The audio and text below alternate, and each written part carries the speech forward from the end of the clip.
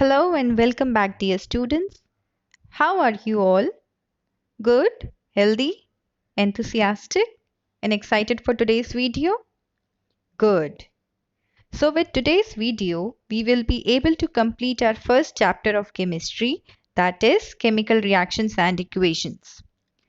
So, today we're going to understand few more types of reactions and then about corrosion and rancidity and their preventive measures. Alright, so let's begin. Okay, so firstly, we're going to discuss few more types of chemical reactions. Number one is precipitation reaction. We have already done this type of reaction. Let us revise. When an insoluble substance, that is precipitate, is formed in a chemical reaction, so this is known as a precipitation reaction. Example given below is lead nitrate PbNO3 whole twice plus Ki, that is potassium iodide. When aqueous solutions of these two substances react together, they form PbI2 lead iodide plus KNO3, that is potassium nitrate. So here you can see there is an arrow here near PbI2. So this symbolizes that PbI2 is formed in the as a precipitate. Alright, downward arrow, we have earlier discussed this point. Downward arrow symbolizes that a precipitate is formed. Okay, so PbI2 is formed as a yellow precipitate here in this chemical reaction. So this type of chemical reaction in which a precipitate is formed is known as a precipitation reaction. Second is neutralization reaction. Neutralization reaction means when an acid reacts with a base, it forms salt and water. Here acid and base neutralizes each other's effect. Alright, so that is why the name of the reaction is neutralization reaction. Example given below is HCl, that is hydrochloric acid. It is a strong acid, plus NaOH, that is sodium hydroxide. It is a strong base. When an acid and a base reacts together, it forms NaCl. NaCl is a salt and the name of the salt is sodium chloride plus H2O, that is water. I hope you have all understood what is a neutralization reaction. Alright, now next topic is oxidation and reduction. Okay, so here I'll going to begin with an example, that is you can see on your screen 2Cu plus O2 gives 2CuO. CuO here is cupric oxide. Alright, now what happens in this reaction is the surface of copper powder, this is copper. Okay, so when copper powder is heated with in the presence of oxygen, it gets coated with black copper oxide. This is of black color. Is that clear? So why does it happen? Because here copper has gained oxygen and has converted itself into cupric oxide. All right, let us come to the next part of the reaction. Here you can see that CuO, the which is formed here in the first reaction, cupric oxide. Okay, so if hydrogen gas is passed over this cupric oxide, the black coating, you know that it is of black color, so the black coating on the surface turns brown as the reverse reaction takes place and the copper is obtained. I hope you all have understood what is happening in this reaction. Now, listen carefully. Okay, I am going to repeat this again. In the previous reaction, what is happening? Here, copper powder is heated in the presence of oxygen and gets converted into black cupric oxide or copper 2 oxide. You know very well that copper has two valencies, Cu plus 1, that is known as cuprous, and Cu plus 2, which is known as cupric. So here Cu plus 2 is formed, okay, cupric oxide. Then in the second reaction, what is happening? This cupric oxide, when reacts with hydrogen gas, gets again converted back to copper and water. This copper is of brown color. This copper is also of brown color. Have you all understood? So this is basically a reverse reaction, okay, and copper is obtained again. Okay. Now, basically, what you have to understand in this part is that here copper has added oxygen. Okay. So, if a substance gains oxygen, then it is said to be oxidized. All right. So, here copper is oxidized to cupric oxide. Okay. This is the first point. Second point is you can see that here in the second reaction, cupric oxide gets converted back to copper. So what has happened here? Here oxygen is removed. Okay. Here cupric oxide has lost oxygen. Okay. It has lost oxygen and it has converted back to copper. That means when a substance loses oxygen, then it is said to be reduced. Here cupric oxide is reduced to copper. Okay, this is the first part. Second part is here you can see that hydrogen is converted to H2O. Okay, here hydrogen has gained oxygen and this oxygen has come from cupric oxide. All right. So here hydrogen has gained oxygen and is converted into water. Okay. So here you can see that hydrogen gains oxygen and gets converted into water. So we can say that hydrogen is oxidized. Okay. Whereas CuO is reduced because it has given oxygen. It has lost oxygen. Okay. Okay, so the conclusion is number one, if a substance gains oxygen during a reaction, it is said to be oxidized. Second point, if a substance loses oxygen during a reaction, it is said to be reduced.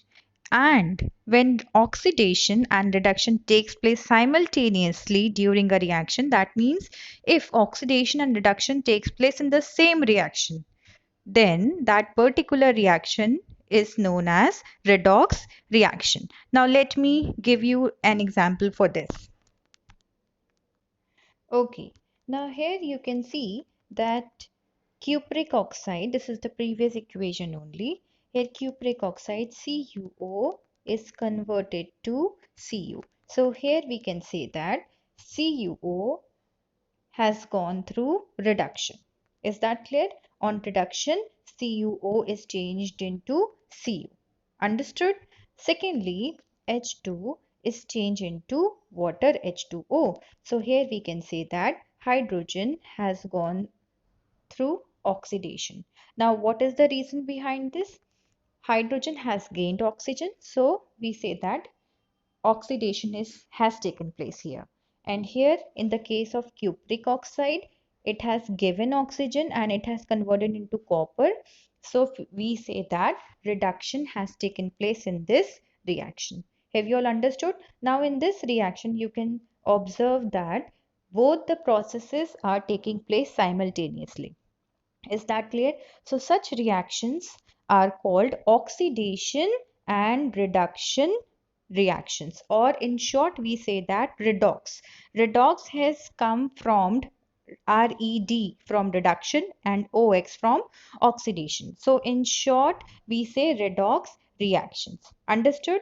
Now there are some other examples of redox reaction. First is ZnO, zinc oxide plus C gives Zn plus Co. Are you all looking to the reaction? Yes. Now pay attention, everybody. ZnO. You can see ZnO is converted to Zn. Here ZnO, that is zinc oxide, has lost oxygen and is converted into Zn. So you know very well when a substance loses oxygen, so we say that reduction has taken place. All right. Secondly, you can see that carbon is changed to CO, that is carbon monoxide. So it has gained oxygen. Understood? So carbon has gained oxygen and is converted into carbon monoxide. So here we say that carbon is oxidized to carbon monoxide. Second reaction is MnO2 plus 4HCl gives MnCl2 plus H2O plus Cl2. Okay, now what is happening in this reaction?